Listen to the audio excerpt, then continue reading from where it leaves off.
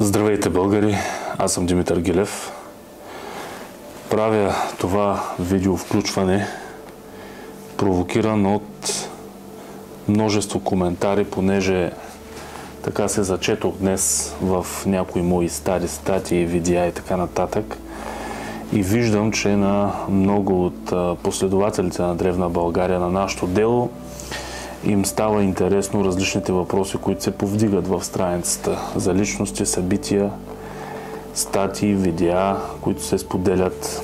Наистина провокират интерес и чета множество коментари с молби към мен да разказвам и още различни случки, събития, личности, да публикувам, да пиша, което аз и без това си правя. Но искам да ви призова да се просвещавате. Просвещението, познанието се добива с четене, с търсене на всеки индивидуално. Не чакайте някой да ви дава информация на готово. Не чакайте да бъдете зависими от някой друг, който да ви дава информация, а щом сте прочели някъде нещо, както в Древна България ви се е провокирал интереса на дадена тема, намерете книги, влезте в интернет, отидете в музей, отидете в библиотека, четете различни източници по темата, която ви интересува. Просвещавайте се сами. Станало ви е интересно. Прочели сте статията, изгледали сте видеото, чули сте какво съм разказал, прочели сте какво съм разказал. Провокирало е вашия интерес, искате да знаете повече.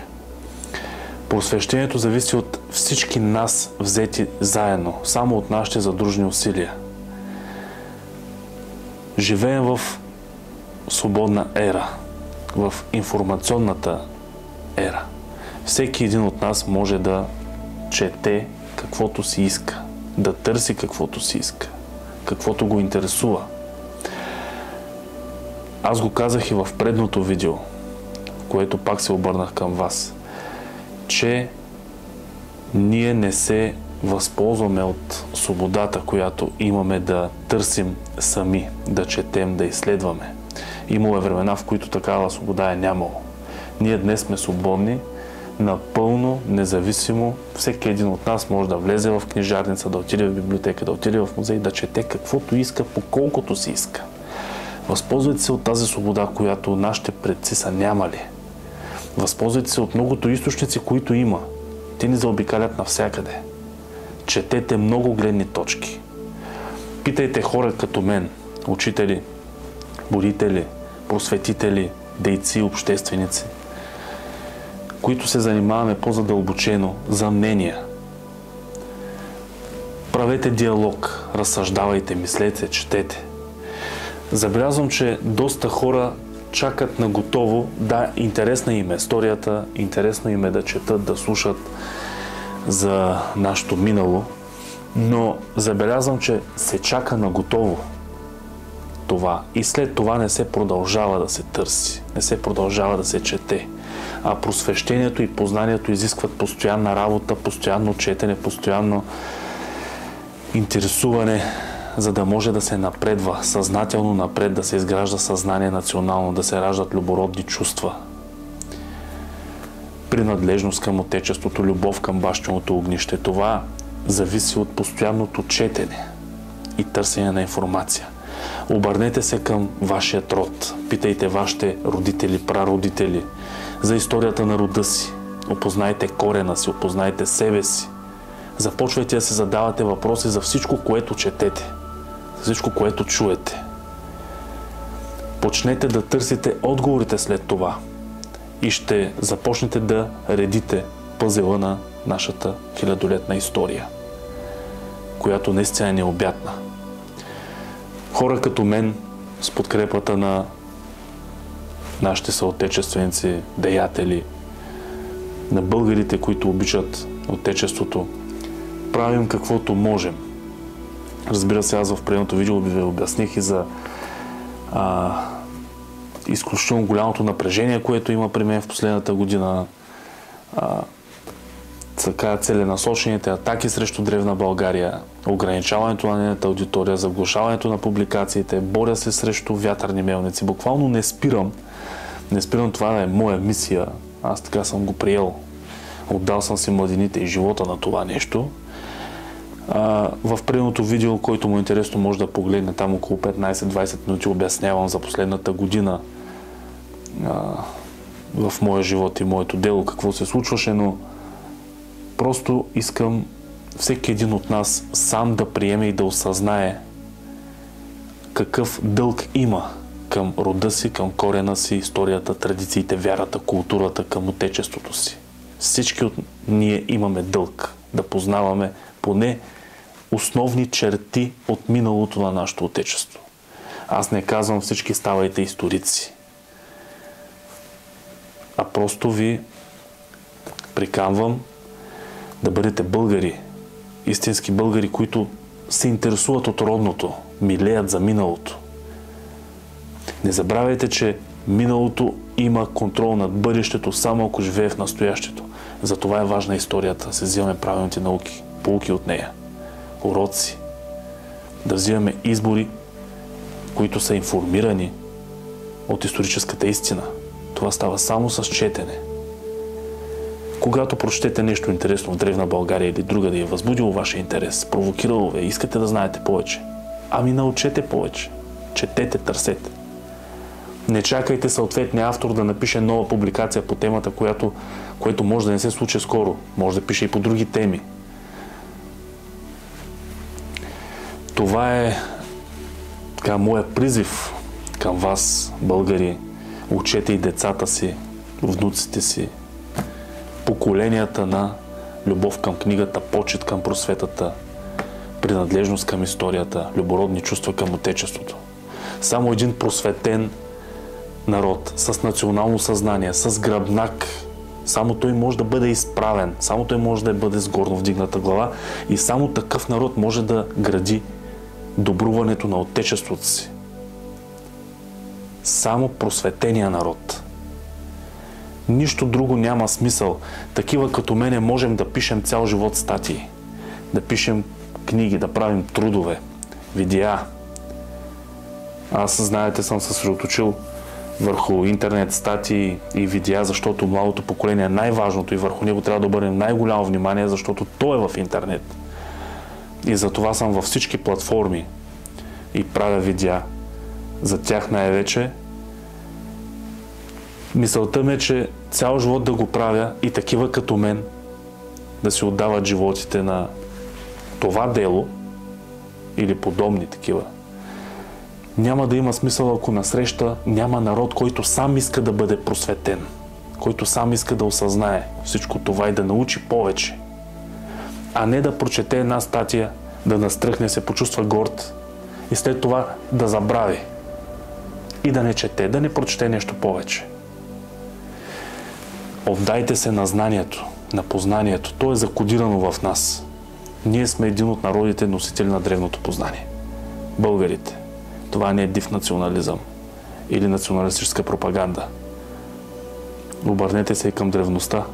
Въпреки че е доста далечна и много неща са неясни, ще видите колко поводи имаме за гордости там, в нашите предци. Ние сме Божий народ. Когато приемем великото си минало и го осъзнаем, само тогава можем да вървим напред.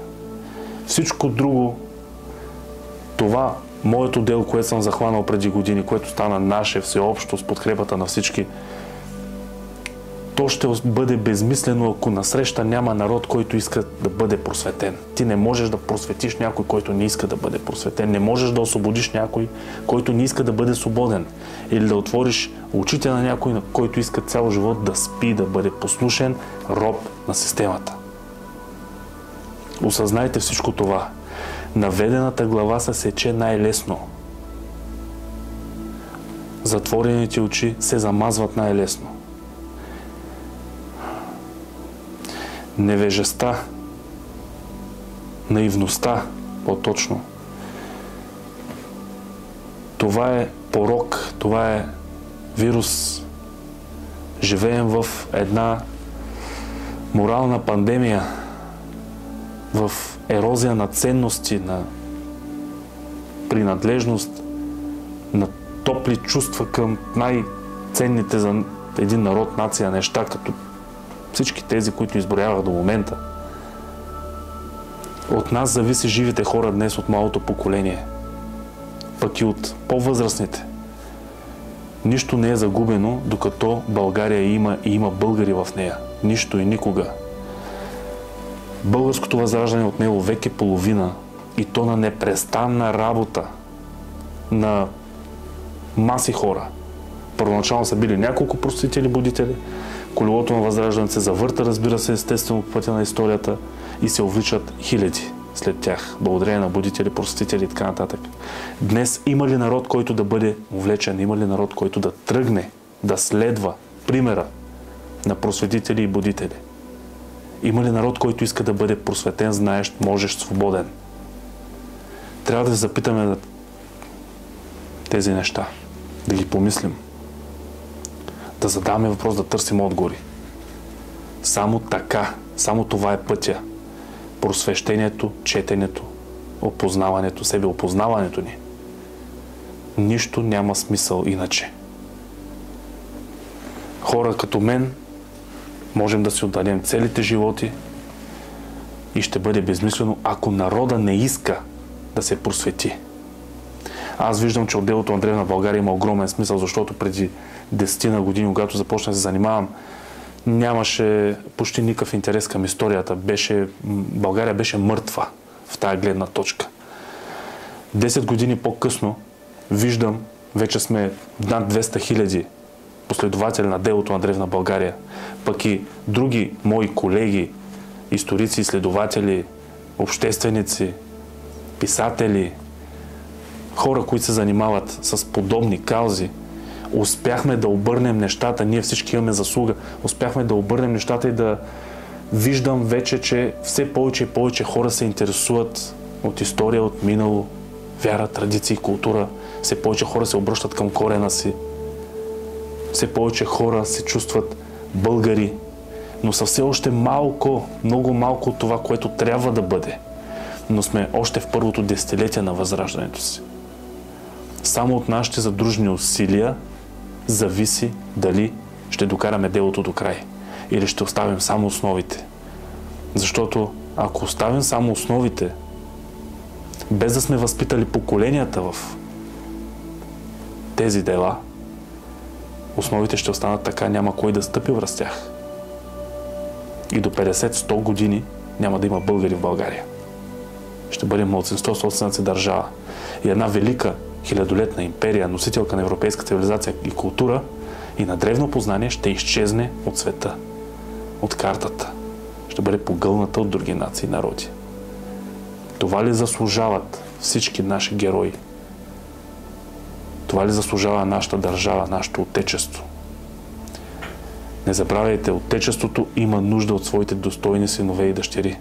Нека не бъдем срам за нашите предци, които покориха европейските върхове във всяко едно отношение в различни периоди от нашата история. Нека бъдем достойни наследници на тях, защото ние сме техни наследници и техните гени са в нашите вени. Имаме отговорна мисия. Много отговорна. Надявам се да съм успял да ви замисля. Добруването и оцеляването на драгоценното ни отечество зависи от нас, живите хора днес. Нека след години не ни обвиняват и съдят нашите деца и внуци, че сме били пасивни и безучастни, че не сме направили нищо. Просвещавайте се. Аз не искам един ден моите деца и внуци да ми кажат: татко или дядо, ти какво направи?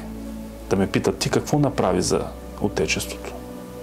И аз да мога да им кажа какво съм направил и с какво съм допринесъл за неговото добруване и развитие, за неговото просвещение, за връщането на истинските български ценности. Искам един ден да погледна в очите децата си и внуците си и да кажа, че имам огромни заслуги за просвещението на България, на нашето Отечество.